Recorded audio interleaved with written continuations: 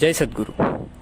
आजचा आपला विषय हा तुमच्या सर्वांना सामान्य असलेला विषय आहे की समोरच्याला कधी कमजोर समजू नये. पण का समजू नये? काय कारणं आहेत की समोरच्याला आपण कमजोर समजू नये? कारण समोरच्याच्या ताकदीनिशी आपण त्याला ओळखतच नाही. या गोष्टीचं सोपं उदाहरण घ्यायला गेलं तर एका उदाहरणातूनच आपण हे समजूया.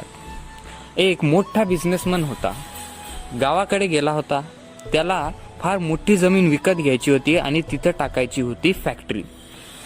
आता त्या माणसाने विचार केला की आपण जाऊ, जमीन विकत घेऊ, वापस येऊ. त्याने त्याचा प्रवास सुरू केला. सर्वात पहिले तो गाडीत बसला, गावाकडे जायला निघाला. अचानक गाडी बंद पडली. अचानक गाडी बंद पडल्यामुळे त्या माणसाकडे नाईलाज होता. आता त्याच्याकडे दोन पर्याय होते.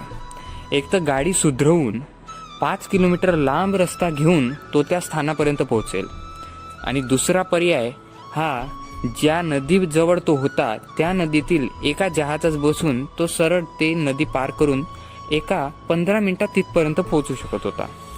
तर सामान्यरित्या त्या माणसानेही हाच विचार केला आणि तो त्या नावेत बसला आणि जायला निघाला. आता बसल्यावर नावेतला नावेकरी त्याला पाहून थोडा चकित झाला की हा इतका मोठा माणूस, ज्याने सूट बूट घातलेला इतका श्रीमंत माणूस इतक्या महागड्या गाडीतून उतरला आणि आपल्या नावेत बसला. त्या नावेकरीलाही फार चांगलं वाटलं. नंतर ते दोघेही जण बसून प्रवास करू लागले. आता त्या माणसाने त्या नाविकाला थोडे प्रश्न विचारले.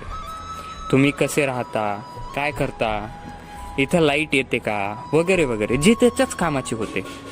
तर आता नाविक थोडा गोंधळून उत्तर देत होता, कारण की त्याच्यासाठी हे सर्व नवीन होतं.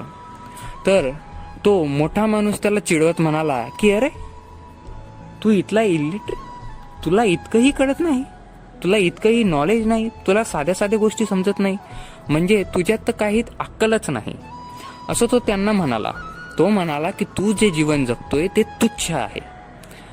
त्या नाविकानेही सर्व ऐकून घेतलं. त्याच्यानंतर जेव्हा ते नदीच्या मधोमध पोहोचले त्याच वेळेस ती जहाज, जे नावेत ते बसलेले होते त्या नावेत एक खड्डं पडलं. त्याच्यामुळे ती नाव भरून गेली आणि लवकरच ते दोघेही जण नदीमध्ये बुडू लागले. आता ते बुडू लागल्यानंतर नाविक हा पोहू लागला, पण त्या उद्योजकाला पोहता येत नव्हतं. तर तो उद्योजक त्याला म्हणाला की मला तू वाचव. तर तो नाविक म्हणाला की तुम्हाला पोहता नाही येत? अरे अरे अरे, तुमच्या जीवनाला काय तथ्य आहे? तर तेव्हा त्या उद्योजकाला समजलं की त्याने जे केलं ते चुकीचं केलं. प्रत्येकामध्ये कोणता ना कोणता गुण असा असतोच जो फक्त त्याच्याकडे फार मोठा आहे. पण याचा अर्थ असा नाही की समोरच्याकडे कोणता गुणच नाही. तोही ताकदवर आहे आणि तो त्याच्या ताकदीचा वेळ हा त्याच्या योग्य वेळी बरोबर दाखवेल. त्याच्यामुळे समोरच्याला कमजोर नका समजू. समोरच्याजवळ काय कला असेल हे आपण जाणू नाही शकत. मित्र हो, भेटूयात पुढच्या व्हिडिओमध्ये अशाच एका नवीन आशय व आक्षेपासोबत. तोपर्यंत जय जय रघुवीर समर्थ.